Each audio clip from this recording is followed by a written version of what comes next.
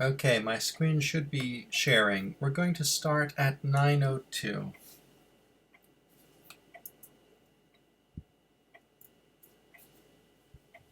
Prior to beginning, I'm putting up the Linux Foundation Antitrust Policy Notice, as usual, and this will stay up for about a minute.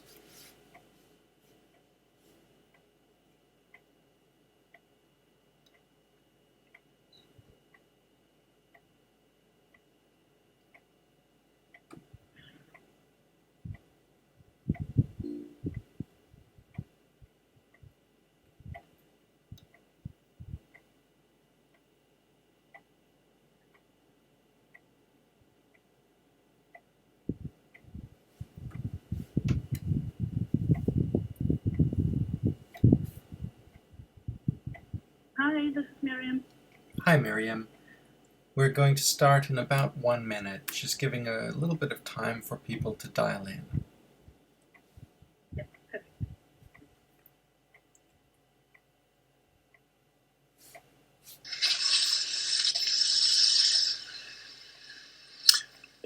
Hello, Jane. This is Steffen Herz. I'm quite new to your round. I got somehow invited by Miriam, and during the meeting, maybe you give me the chance and that I would explain a little bit why I'm here. Absolutely. When we kick off, we have a structure of a quick roll call. And during the roll call, if you could introduce the reason you're here, that would be fantastic. I will do so. Brilliant.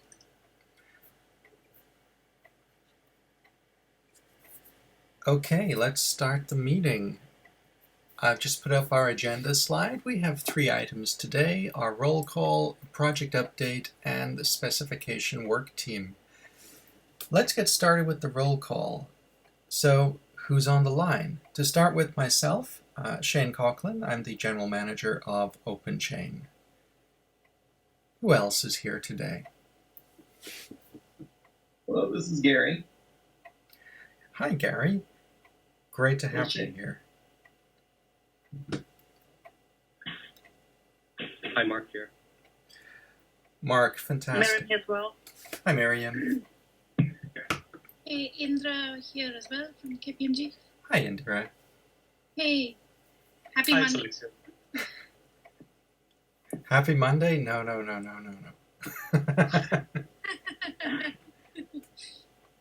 Sammy just joined. Hi, Sammy. Welcome on board. Hi. Thank you. Hi, it's Alexius. Good day, Alexius. So, good evening. Maybe then it's my choice. My name is Steffen Herz. I'm joining from the company Hella, which is basically a supplier for the automotive industry. And I'm here in this call because I got connected with your group, with your working group, or with your consortium via Miriam Ballhausen, because I'm leading a team as well a working group, which is in the ZVIE or AI, which is basically in consortium of the electronic industry in Germany, where we have a chapter which is called automotive and one working team which is called automotive software. And in this working team, there is something inside which is called free and open source software, where we are trying to share best practices related to open source in the automotive industry, and where one topic is as well how many companies can work together according to be legally and going correctly with the topic open source. And in this way, I got in touch with your team or with your consortium, let's say like this, and basically finding out that you are having already the same goal and the same target in order to organize how companies could work together with open source without that anybody is legally or without that everybody is legally working in the correct way. And therefore, I would like to use this date now and this time now in order to listen basically what you are doing and how you are doing it, in order to share this to another consortium, if you allow me. You are most welcome. It's great to have you here, and indeed you are in the right place. So the OpenChain project is where we're building the standard for open source compliance in the supply chain. Everyone is welcome, and we have a very diverse community, ranging from cloud companies to automotive to consumer devices. So you're in exactly the right place with exactly the right group. And in this call, I think you'll get a feel for what we're doing and how in the future you can collaborate with us and perhaps contribute to this project getting better. All right. And you can definitely share whatever you hear here. Oh, yes. To anyone, and yeah. This call is entirely open. Indeed, I'm actually recording it right now for our minutes. We generally welcome absolutely anyone to dial in and to contribute to the project. So exactly as Alexios said. By the way, for those of you who are new to the project, we have quite a few of our work team chairs on the call. So we've got Mark Giese, who's our specification work team chair. We've got Miriam Ballhausen, who's our chair of the conformance work team. And we have Alexios as well, who just made a comment and is the chair of our curriculum or reference material work team. Okay, let's dive right... Pardon? Nathan? Oh, there we go. We've got the entire group. Welcome, Nathan. So Nathan is the chair of our onboarding team. Brilliant. Well, it's a short call today in that we have a lot of material and limited time. I'm going to dive straight into the project update. We have a whole bunch of announcements. First of all, we have a conference this week in Yokohama, the Open Compliance Summit. It's Linux Foundation's compliance conference, 6th and 7th in Yokohama, Japan. OpenChain has a very large presence here. We're going to be featured in multiple talks, and we'll be using the conference as a platform for some very significant announcements around membership and conformant organizations. I'm just flagging that the event is taking place, and on the 6th of December you can expect a raft of public announcements around 9 a.m. Pacific time. Okay, we also have some great progress with internationalization. This was flagged, as was all of this news, to the mailing list, but I'm doing a quick recap. So we have our OpenChain specification in Hindi and German, which is a very large step forward into sharing our standard into a new continent. We also have updated training slides in Korean. For those of you who are new to the call, the training slides can help people become OpenChain conformant, help people meet our standard, but they can also be used for any other purpose related to open source training. The slides are very popular around the world, and it's great to have an update from our Korean friends. The translations in Hindi, German, and the slides in Korean are naturally done by our volunteer community, and they represent some of the activity around the project. Very positive developments. Moving on a little bit, we've had a bunch of recent events. We were featured in the Kansai Open Forum, which was an event held with Panasonic and other companies like Micware in attendance. And some of them decided to represent the project, so they set up a stall and had an OpenChain moment.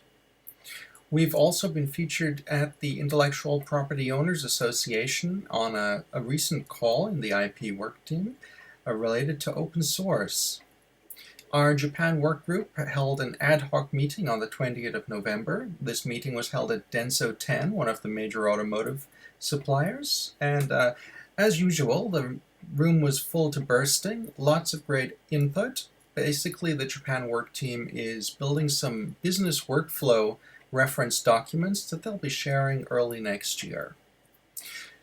We have been featured by one of our partners in the UK at a Grey Matter Real World DevOps series of events in Manchester and London.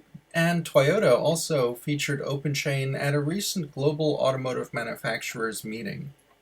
So tons of outreach this month, one of our busiest yet. And what's great is that a lot of the outreach has been directed by our community members themselves. We have 2 items with request for comments that are related to preparing new documents. The first is we have a framework for unified OpenChain open source policy. This is a draft document. It is not intended to be final at this stage. It's not intended to even have a complete structure, but it is a very solid start for having a template document that can be used for organizations of any size. There's a link on these slides. These slides will be sent around to the mailing list later, and you'll be able to click and have a look at the document and provide comments. We've already had comments coming in from individuals via open channels and more private channels like the Legal Network based in Europe. Be great to have your input because I think this is a document which can help a lot of companies. We've had so many requests for draft open source policy. Next big request for comments is that we're working on an M&A checklist. This is something that's being driven by Indira at KPMG. So I'm not going to take leadership in building this document. I just want to say that it's got a great lead.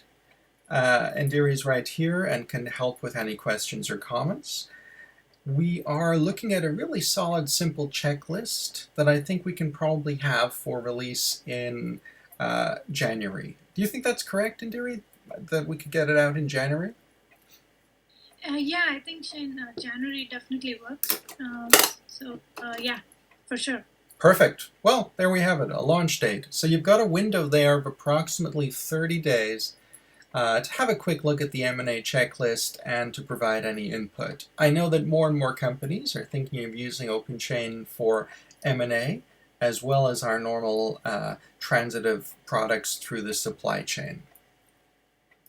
Okie dokie. The last item on the request for comments is not a major one. It's not like the 2 spreadsheets where we really want to dig into language.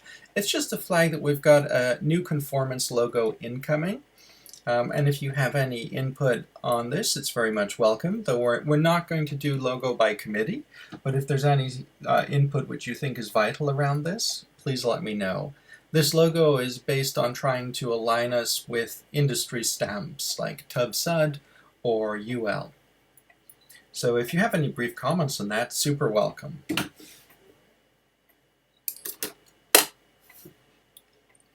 Alrighty. Seems we've got no comments, as usual in the OpenChain project. That means everyone agrees. So onward we go. By the way, more seriously, if you have any comments or questions about anything we've gone through on this call, you can email on the mailing list or you can mail me direct. Input is always welcome. At this juncture, we had a video recording error, and we lost both video and audio. The conversation turned over to the specification work team, and Mark opened with a discussion around the adjusted program scope, section 1.4 of the latest draft of the OpenChain spec. The latest draft is version 2.0, slated for release in April. We're going to begin with a new recording of the voice discussion on the 1.4 program scope proposal. Personally, I like it. It's one of the items which I think we were perhaps missing to allow people to clearly define the scope. Okay, moving on to section 2. Alrighty.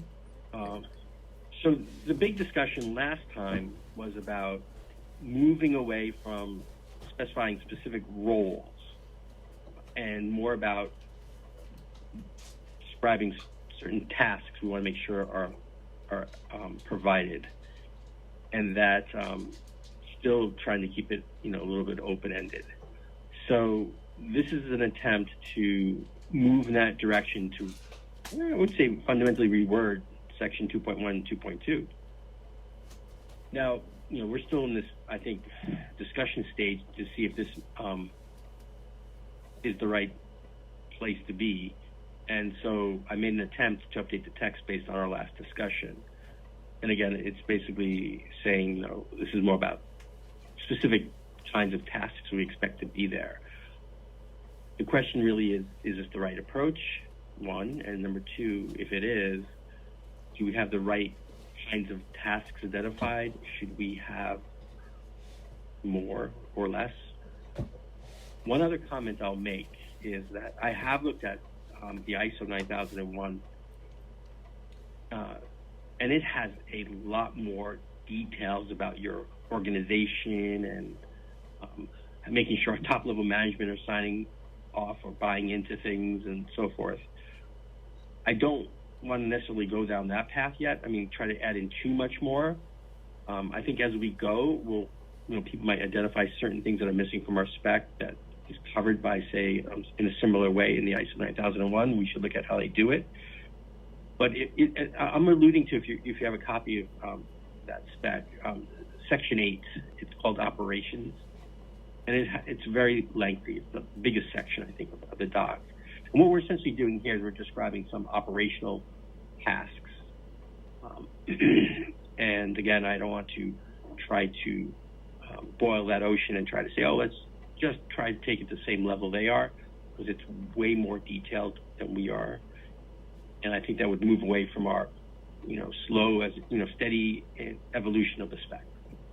Okay, I'll pause for a second and see if people have comments about the direction we're going in here.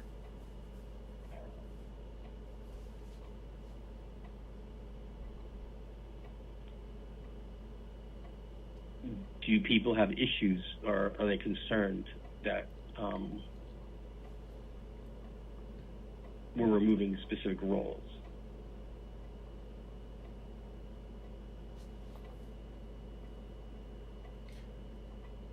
This is something that bounced up in an adjacent discussion on the legal network in Europe, whereby suggestions around the open source policy included suggestions regarding defining roles. And given that we're moving away from that, on that particular thread, I explained that we were looking really at the outcomes rather than saying how you get to them. And I think your approach is consistent with this. I don't think we need to go into the same level of organizational detail as Section 8 of ISO 9001. As it stands, it seems that we are asking organizations to have a structure, but just that they have the freedom to define the scope of that structure, and that seems to sound right.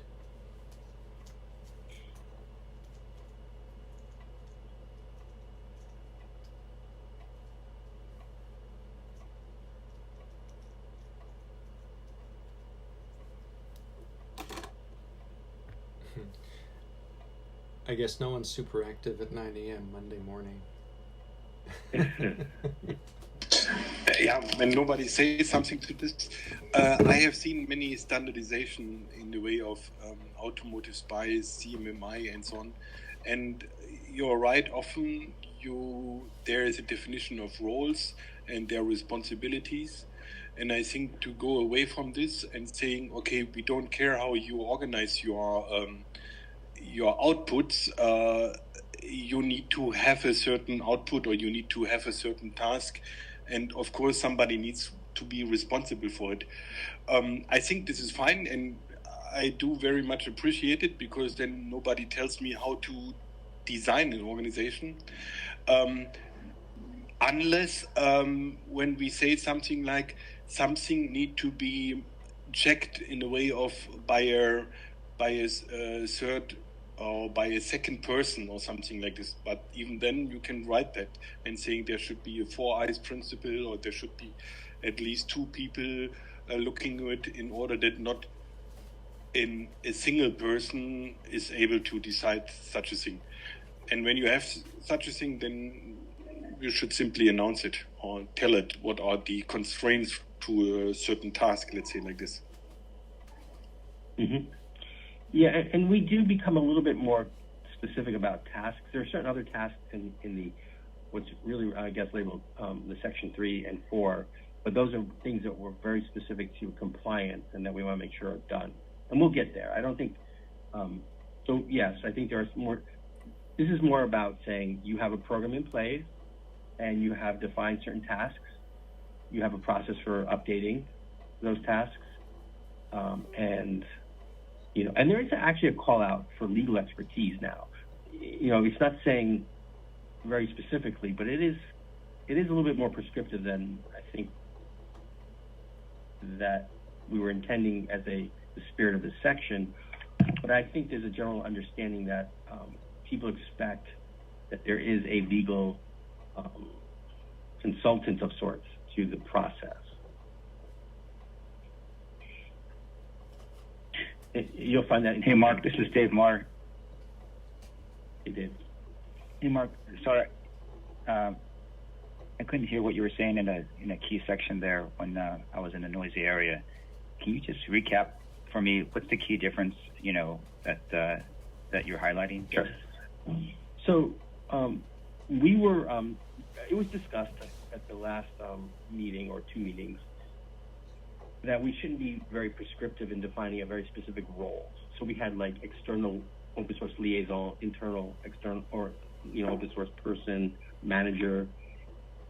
And it is more in the spirit of the way ISO 9001 works. They don't really define even a quality manager anymore. They used to, but they moved away from that.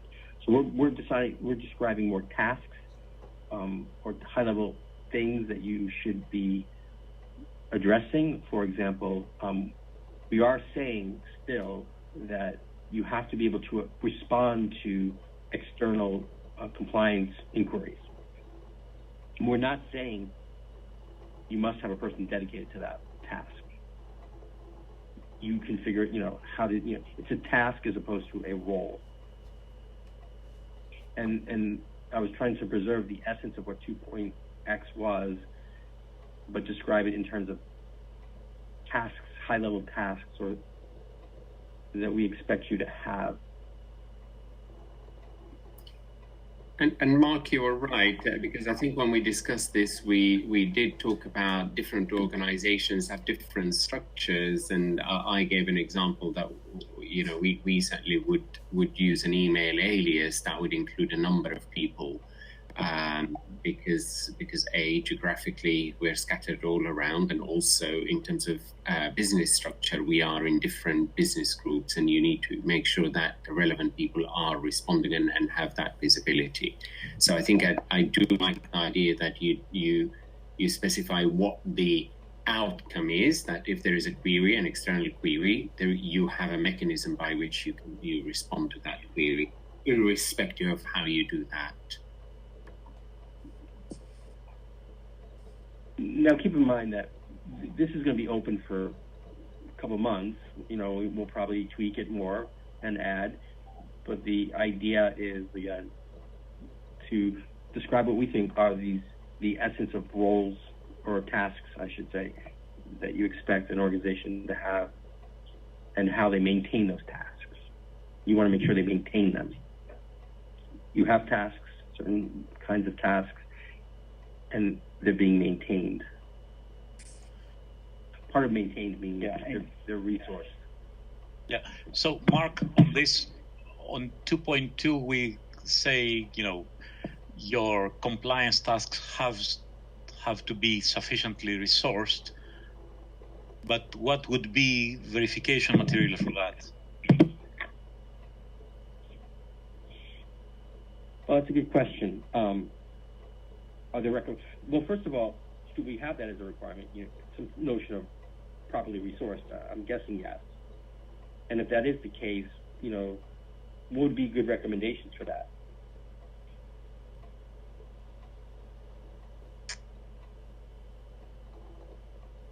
Well, I mean, the same comment would apply to the time to perform the tasks has been located. I mean, there isn't really a verification material that you can use for that either, because it also depends on, maybe how qualified people are even, and, how big the company is. And it might totally depend on how knowledgeable your staff already is. So I'm not sure there's really a verification that you can use for that.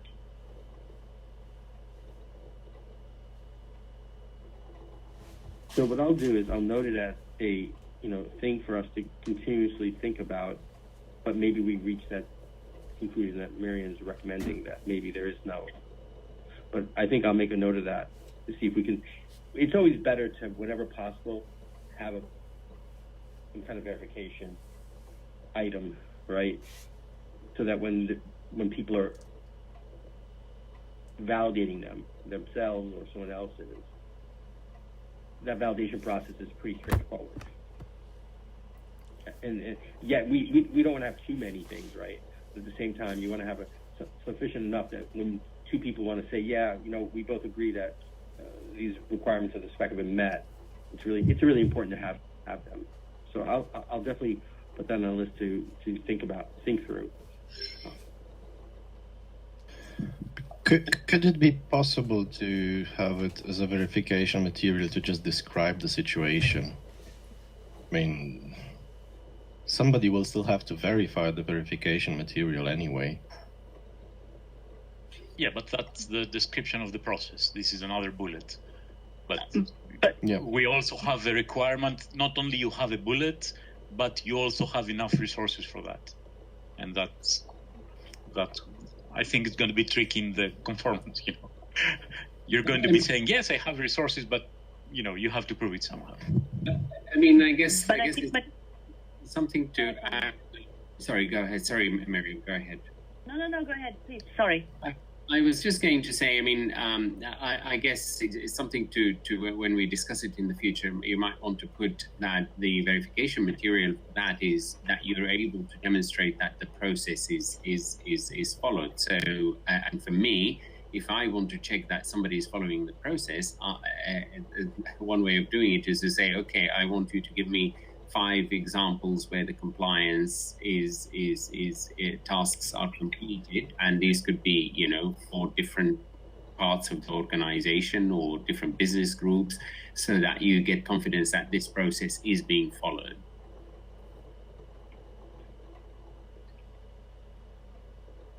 Again, you're not going to, if I'm looking at somebody else's process, I wouldn't expect to go and look at every single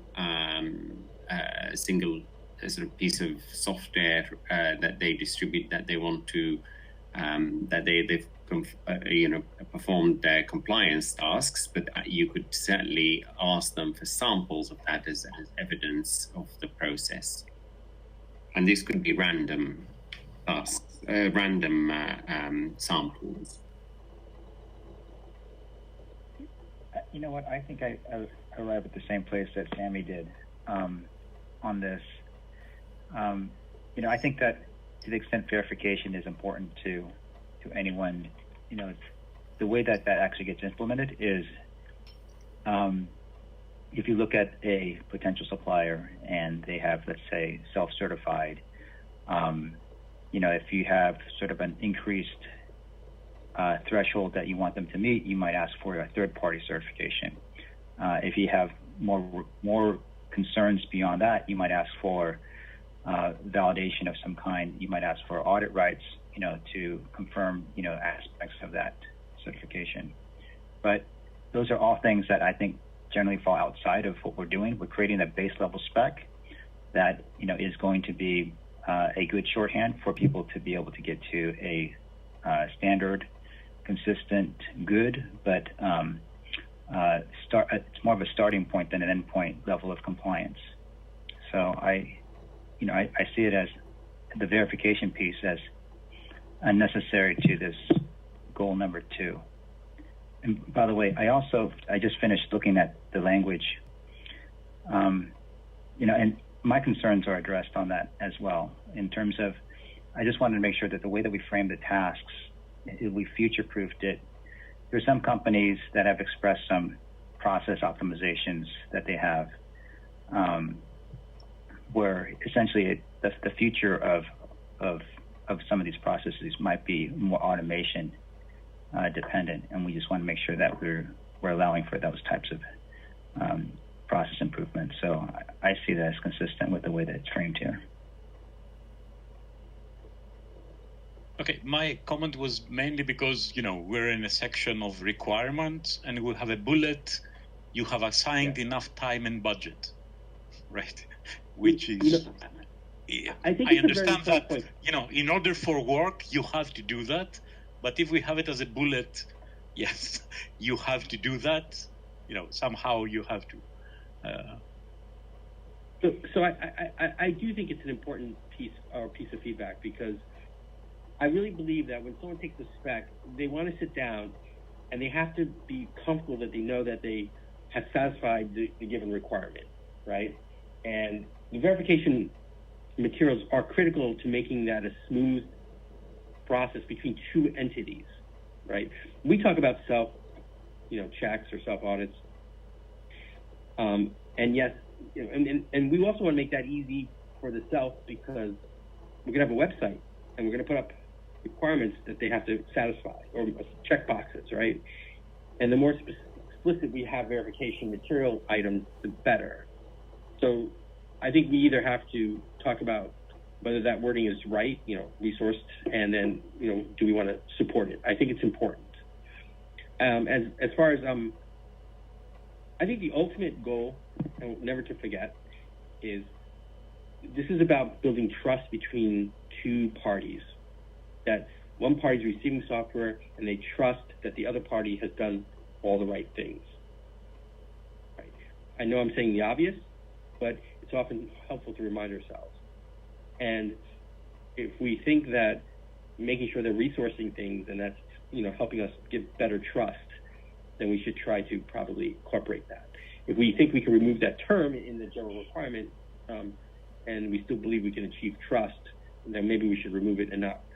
We should either do one of those two things. We should remove it or add a proper verification artifact. Make sure it's being covered. See, I don't think we can actually get rid of it, because in my opinion, if you do not have anyone who's in charge of this, and probably even if they do not have enough time or budget, I don't think you'll be able to get compliant, because someone actually has to handle whatever needs to be handled in that regard. And for the verification part, I think Matthias' suggestion was actually good. I mean, if you add a description, well, I think you can tell from the description if someone has, or if an organization has staffed their open source role or task sufficiently. So if you know how many members there are, how many people are developing software for them, you can probably tell how many people they'll need, at least on an average basis, to actually handle compliance sufficiently.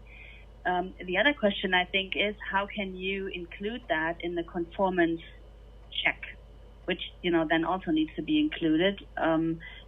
Do we really want to allow for free text fields there, which we so far have tried to avoid? But maybe that's a discussion for once we've discussed what we want to include under 2.2, and then see how we can handle that in the conformance part. Yeah, I think that would be interesting for you to come back and give us that recommendation, saying, well, the way it's written right now, I don't think we can do, we can properly check for that. So if you can eye that as we go, we can call it out, the sooner the better. Yep.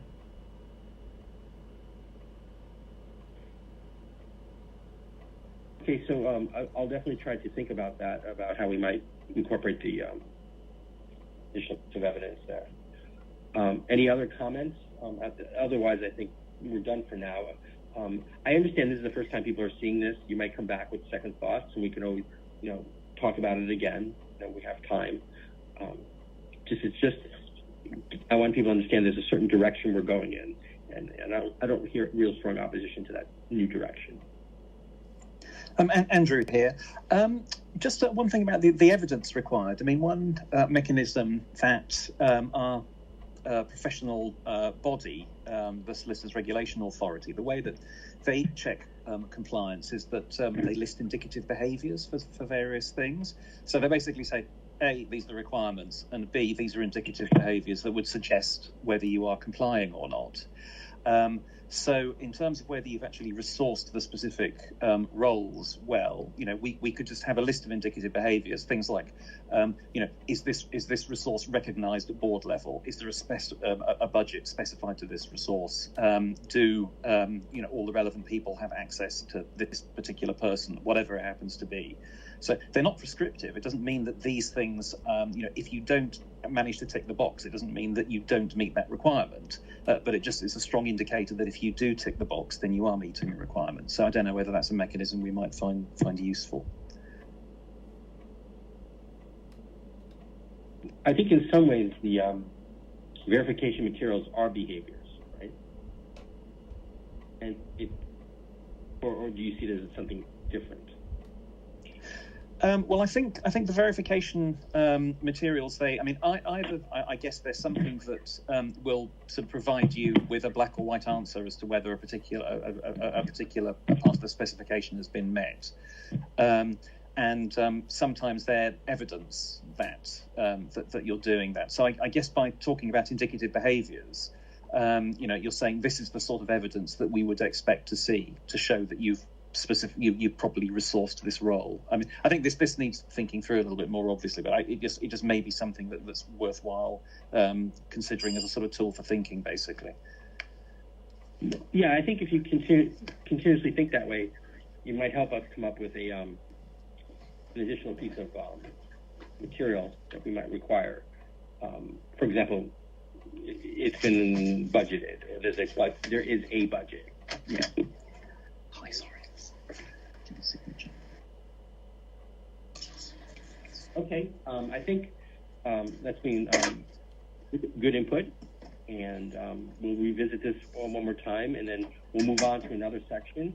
And there's no worries if we still want to go back and discuss a section that's been updated.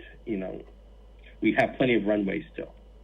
Okay, with that, I'll turn it back to Shane. Thank you, Mark. Perfect. All right, we're on to the any other business part of the discussion today. So does anyone have any other items they'd like to bring up for this work team call? Okay, we've got no more items today. I want to say thank you to everyone who participated. I think we're making a lot of progress on the 1.2 spec. And I believe we're well on track for our release in April. As a quick reminder, we have a big week ahead with the Open Compliance Summit and various membership and conformance announcements related to that event. As we move in towards the final weeks of the year, we expect to be working on our draft material, not only on the spec, but also our open source policy draft and our M&A draft. Watching our releases in the next couple of weeks, you can also expect some cleanups and tidy-ups around the OpenChain material and website. On that particular topic, Alexios, I owe you a few check-ins on curriculum material as we synchronize our language from using various terms like FOSS, free software, and open source into just using open source throughout all our material. So, thank you. Oh, sorry, Alexis, go ahead. Could you also mention the FAQ, whether people want to Absolutely. work on that? We have begun a process of updating our FAQ. A mail was sent to the list earlier today, noting that this process is currently underway.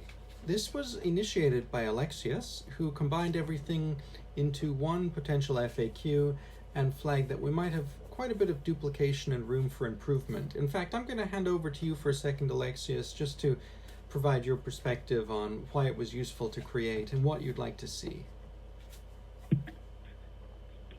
Right. So we had discussions a couple of months back, and there was also a list of new questions that should be answered or should be addressed in our documentation. I think Nathan started creating that and was circulated.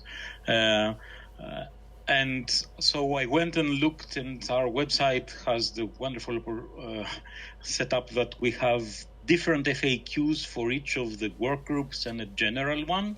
So we have a general FAQ for OpenChain, and on the pages for conformance and for curriculum and for specification, we also have different FAQs.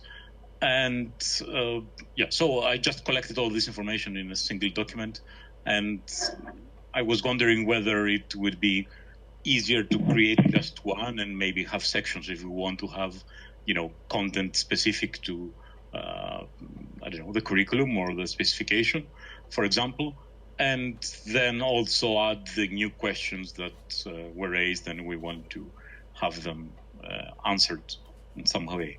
So I have just produced a Google Doc that has all the content in there, and I invite you please to take a look at that and suggest improvements or go ahead and edit them, and so that we can have a single.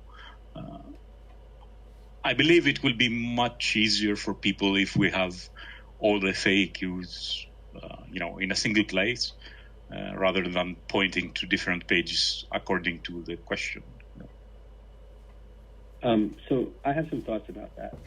First of all, I think the document that you put forth is a very useful document.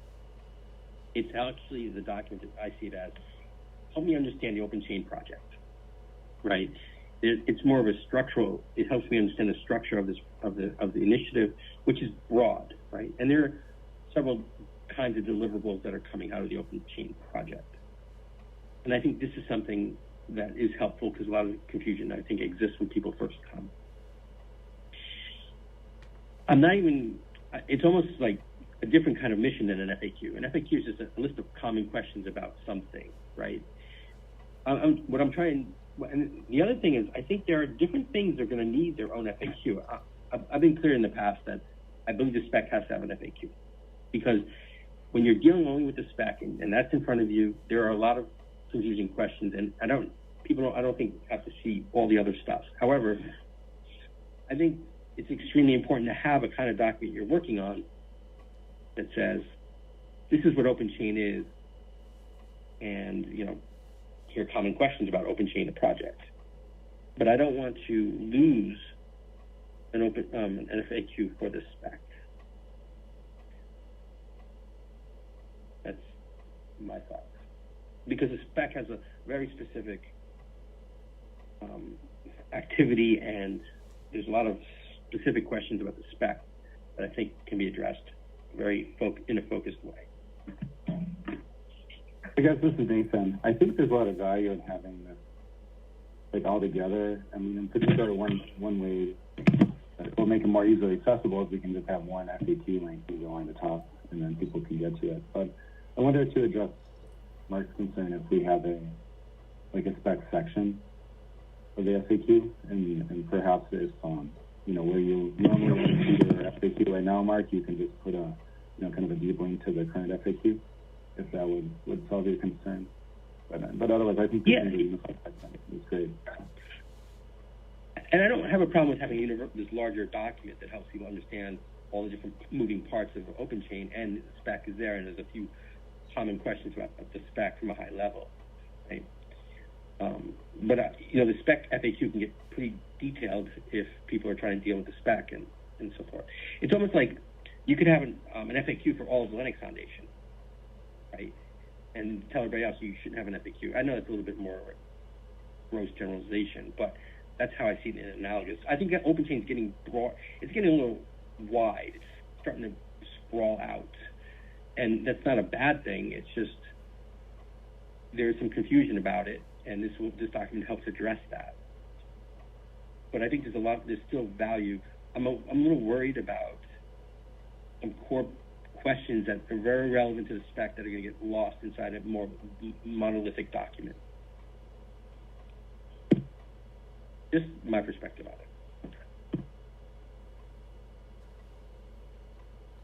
Mark, would it be workable from your end if we proceed with the monolithic document, but make it easy for us to slice out the spec-specific items and have a spec quick Q&A?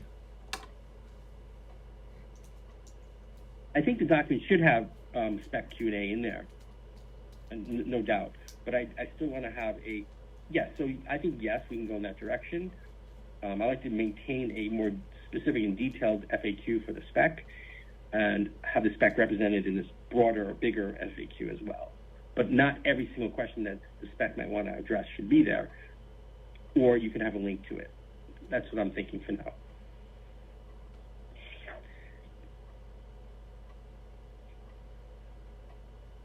So I guess the question I have for others is, do people disagree with that need for a dedicated spec FAQ? That's two different questions, right? Do we need this broader document, FAQ, broad document that helps people understand the OpenChain project? Yes, I agree. We need this. The question is, do we also need a spec FAQ? Those are two different questions. I agree with the first, yes, we need the first, the answer is, how do people feel about the second question? Do we need a dedicated spec FAQ?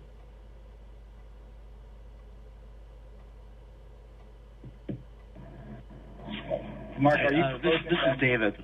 Sorry. Go ahead. Go ahead, David. Oh, I was just going to say, in general, I've seen the debate go both ways. I tend to see that when we have some kind of FAQ on the spec, the FAQ becomes almost a spec unto itself. And I think we should be doing our best to be as clear as possible in the spec, and generally leave it to people to figure it out. Just 'cause I think an FAQ tends to cause more issues than help. And Dave, I understand where you're coming from, but I'm going to take the devil's advocate there. And what motivates me a little bit is the GPL FAQ. Now, that could be an interesting perspective. I think the GPL FAQ helps people understand the GPL, right?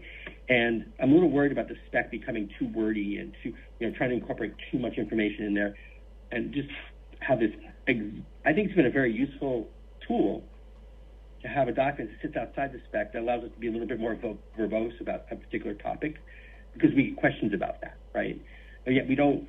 Of course, we want to make sure the spec is clear as possible as it can be, but I think there's a benefit to having this other tool that allows us to expand upon certain things when we get feedback from others. And that's where I'm coming from. I really think about the role the GPL2, particularly FAQ, played in the earlier days. It's interesting because I look at that FAQ and think, God, it's even more confusing now. But that's because you started with an inherently confusing document. Well, I think the GPL2 itself is people challenge it as a well-written legal document, right? I don't know. Maybe people don't have that same experience. Maybe.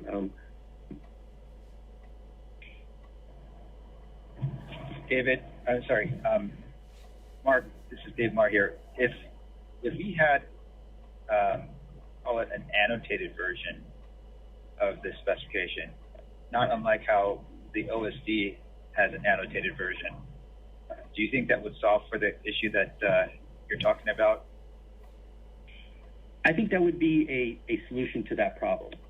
So the question is, do we want to have, what's a better solution? An FAQ or an annotated version?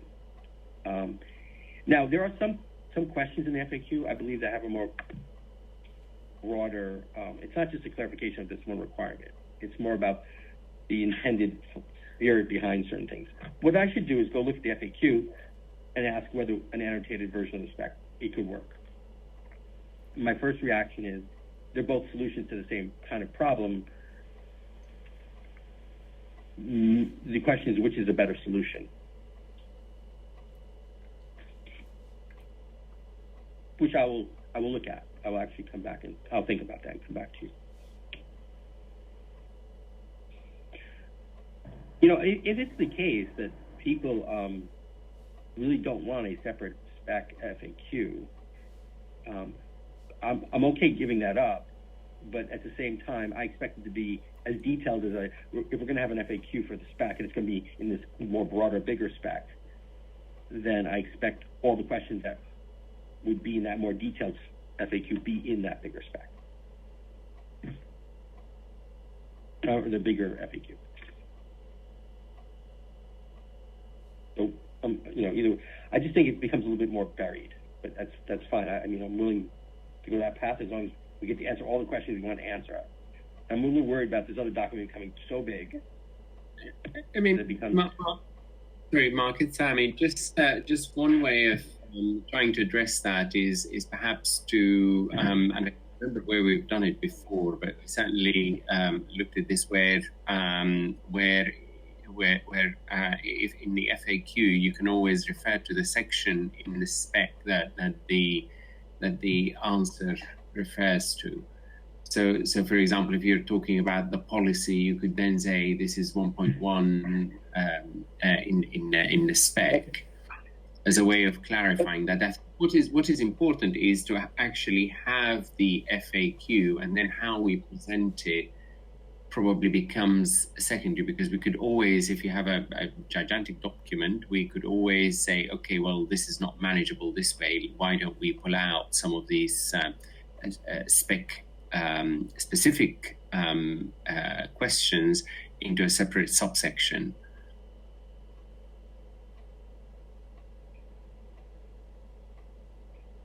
So I'd have to look at the FAQ we have today and see how well that maps. But yeah, that's a possibility.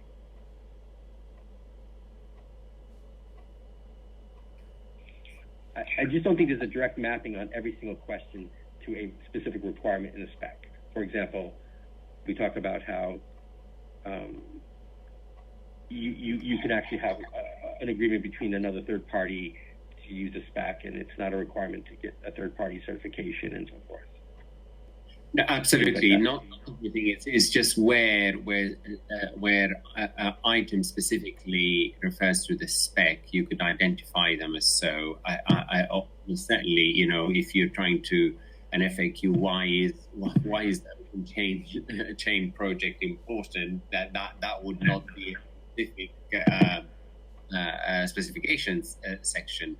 What I'm saying is that if you have a big section that covers everything, and then you say out of these maybe 20%, 30% are specification explicit questions. Mm-hmm. Yeah, no, that's definitely something to try.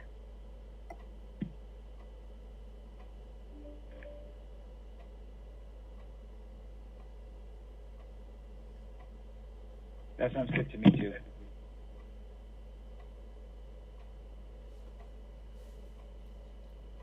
If I heard it correctly, I think David Rudin, I think the comment from David was that we should try to make sure that if there's any substantive changes to be made and clarifications, I mean, we try to first look at making those clarifications directly to the spec. But for contextual comments and other questions that we might have, then you know, put it in an FAQ and then figure out a way to get that surfaced so that people don't find that information buried. I think that's what I'm hearing from this conversation. Yeah. And I think that's right to a point. I guess my general concern is that the FAQ just becomes another place to write the spec, and you know, oftentimes we'll ask questions that people may or may not be asking, but I think we just have to be very careful with, you know, interpreting the spec in an FAQ. Yeah, and I think that's a very valid point. I think we should challenge the FAQ. If the FAQ attempts to, you know, serve as a spec, an extension of the spec, then that's wrong, right? We should update the spec and fix the FAQ. The question is, I think people generally recognize that FAQ is a useful tool. We have to make sure we're using the tools correctly. And I absolutely agree with you that whenever we make a clarification of spec, we should do it in the spec. We shouldn't duplicate anything. No duplications. That's a nightmare. Or not just duplications, but two different parts of the specs split apart is a bad thing.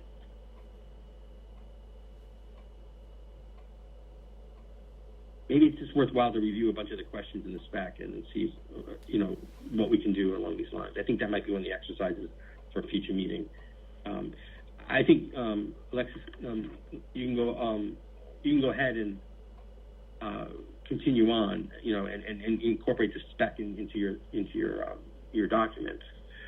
The question is whether I maintain, copy of the same questions outside the spec. We'll have to figure that out. I just don't want it to be buried. That's all. Yeah. All the questions that we now have in the specification FAQ do not have an answer inside the specification. Some of it is what is the license of the specification and stuff like that. But it says, how was the specification developed? Or does it consist, does it serve as legal guidance or stuff like that, right? Which is, meta information, right? I don't think we have any. I agree with you with if the answer is inside the specification, it should be in the FAQ, right? It's other questions about. The last question is what is the difference between conformance and compliance, right? I believe this is something that might be helpful in general, not only for people who are looking at the specification, right? For example. Right. All those questions are really carefully chosen because of the feedback they're getting from others. Right. So I agree that whatever questions we put in FAQ, they do not have to, they should not be, not only overriding, but they shouldn't even explain the specification. If we want to explain the specification, then an annotated version may be the way to do it. But I don't think we have any questions right now on this sort. It's almost like we have to add a question. If the spec, if there's a question that's clarified about the spec in this FAQ, then it needs to be moved to the spec. Something to that. I want to keep us good or honest along those lines for sure. It's a valid point. Okay. So what I'm going to do is take the discussion from this meeting and send another mail out about the FAQ revision so that we can move along on this process and perhaps review on our next call, the third Monday call at 5 p.m. Pacific. Okay, we're at the hour, so we're going to wrap up here. Thank you everyone for the great discussion, great contributions, and I look forward to our next meeting in 2 weeks. Thanks, everyone. Take care. Thank you. Thanks, bye.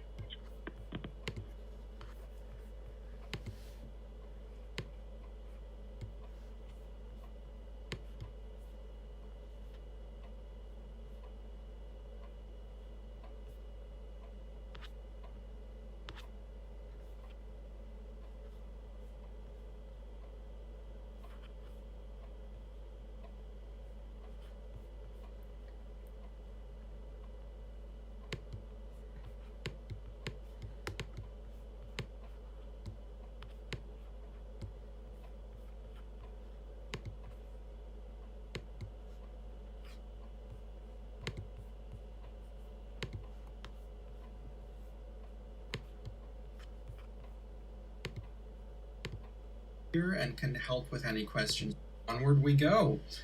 By the way, more seriously, if you have any comments or questions about anything we've gone through on this call, you can email on the mailing list or you can mail me direct.